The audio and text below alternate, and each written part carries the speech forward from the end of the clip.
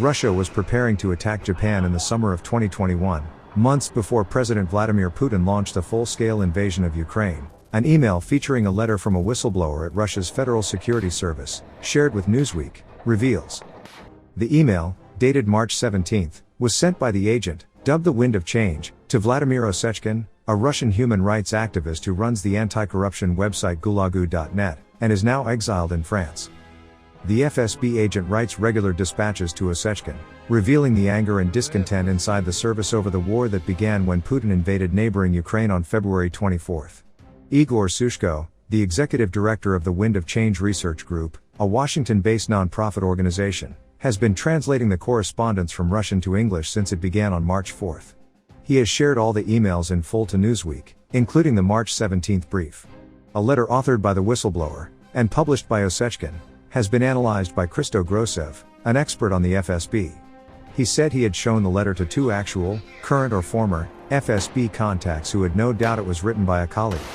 In August 2021, Russia was quite seriously preparing for a localized military conflict with Japan, the agent said in an email to Osechkin in March.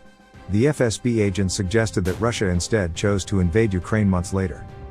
Confidence that the countries would enter the stage of acute confrontation and even war was high.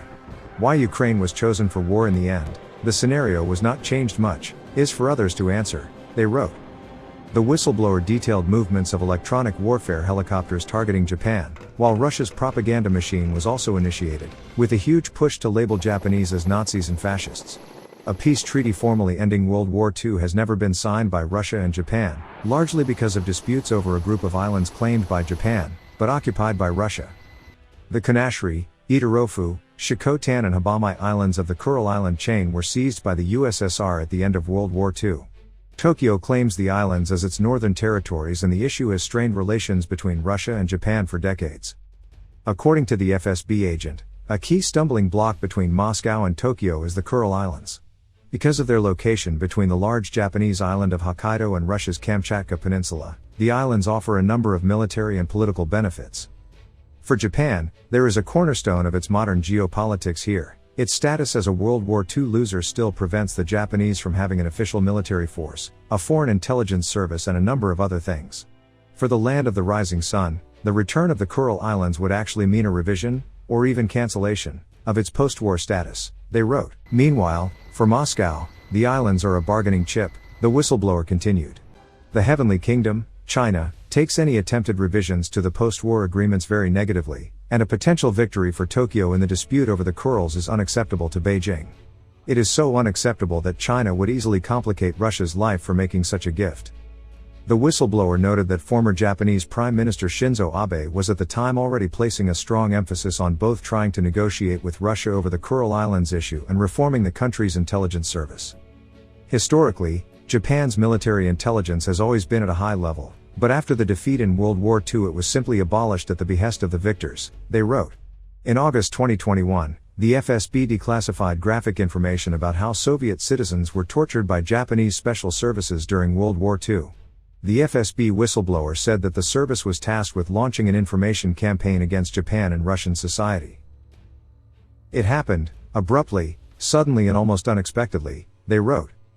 Declassified material included data from the interrogation of Otozo Yamada, a general in the Imperial Japanese Army during World War II. Initially, as early as August 8, the Russian mass media were rather stingy in their comments on the news. They claimed that Japan had been preparing for war with the USSR since 1938, plans of the attack were being hatched, diversions were made, etc., the whistleblower wrote. But on August 16, the Russian media literally exploded at the same time, discussing the declassified documents in a completely different tone. The Japanese allegedly conducted terrible biological experiments on Soviet prisoners, and treated Soviet prisoners extremely badly. The details of the plague lice that were used to torture prisoners were scrawled all over the place. Russia Today, the main mouthpiece of international propaganda, also joined in. The whistleblower in their email included multiple links from pro-Kremlin media outlets on the matter, including one titled How the USSR Saved the World from the Biological War That Japan Was Preparing and another called Evidence of Japan's Preparations for War with the USSR Declassified. An RBC report, published on August 20, 2021, citing the declassified FSB documents, states that experiments were carried out on prisoners at a concentration camp in the Harbin region, and that during World War II, the Japanese tested bacteriological weapons and new chemical poisonous substances on them. Previously classified material was also published by the FSB in August 2021, which the service said showed Japan planned to use a bacteriological bomb in 1944.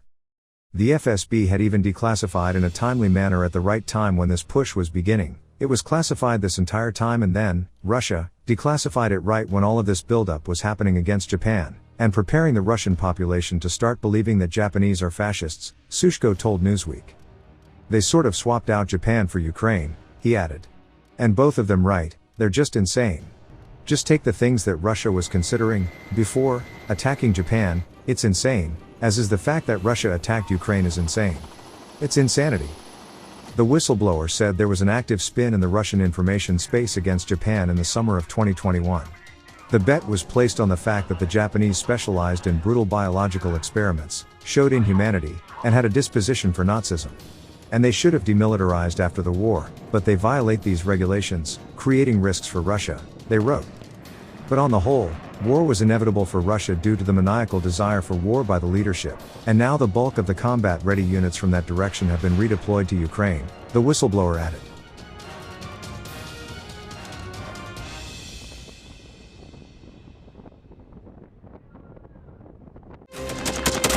Thanks for watching, and don't forget to subscribe.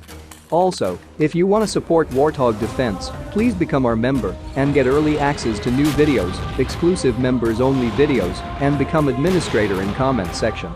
The membership link is in the description. Rescues every day. We had a guy last week, it's 6 rescues in 6 days. You know, he's doing the job every day.